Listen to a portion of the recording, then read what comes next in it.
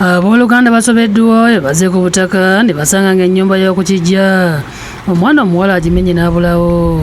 Abafamire balabuddeyo yenna neetandala okugula ekifo kino obanga yamala dde okugula tiyagula mpewo. Abantu bonna abasuubira nti awatunda tetutundawo watu wa famire agamba omuntu yasikirawo ate n'akalagaano k'alina ekifo ky'okuwandika pooti bawandika pooti kitegeeza bakafunjalinga ne pooti yaakwo ne bongerako era omukono ogulaba gwawukana nakuki naguli ogw'omugenzi gwe yakola ki gwe yawandiisa ne bafoojinga eddaame. Nabiri Kabimbiri mu Kasawo Town Council mu disitulikiti y'e Kayunga era bano okuli Bwire Muwonge ne Bumaali Matovu basobeddweka ne mu kibira kubanga okuva kitaabwe lwe yafa ennyumba eyo yebadde kuŋŋaanya abaana kati basigadde babundabunda nga munyeera mu kitooke. Tuli mafunfugu obuzibu bwerawo katuli mu bbanga tuli kitukozesaako wadde tewulina kayumba ketuwegomamuuko wadde.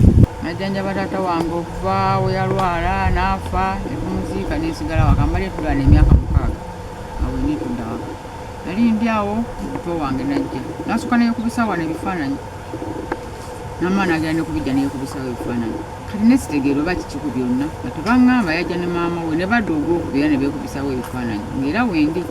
Ennyumba bajja kiro ne bagimenya tulinako ebijja bya ssenga waffe biibino ebintu byonna ne babitwala. Abalaajana bamulekwa b'omugenzi Vereriyo gy'agenda era ng'ekifo omuwala mwe yamenya ennyumba kyagulibwa ssenga bwe Kate Nalubega yafa mu mwaka gwa 1996.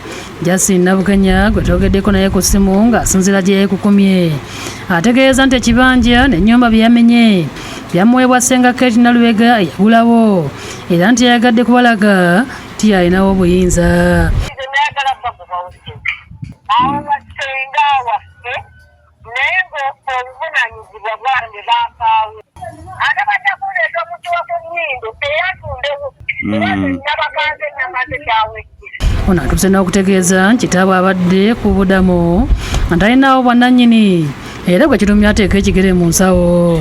Tebandeetako olutala kutwalikaabwe kiwanyaabwe kiwali yewe waali wa mwana muwala we yeegulira ku ssente ze. Nabukenya agamba nti ssenga we Nalubega ekifo kino yakimuwa mu bulamu wabula kitaabwe n'akyesimbako nga lwe yali yazze okugoba kitaabwe yamusanga ku ndiri kwe kumuleka era olwafudde ne yeediza ekifo kye. Era nabuuzaako taata lumunsi ne mubuuza taata wakola kakiko okusinga amaka ago n'ojja mu ttawo mu bwange n'aŋŋamba ennyumba yali egenda kunsuula kunsiisa bikiri kiiko okusalawo nzige wano koze naye nga taata kyabala ayagala kutwala bwantu awo. Bano kati bamanyikiddako nga bali mu kweraliikirira nti obudde bwonna bakuziikula bafu baabwe.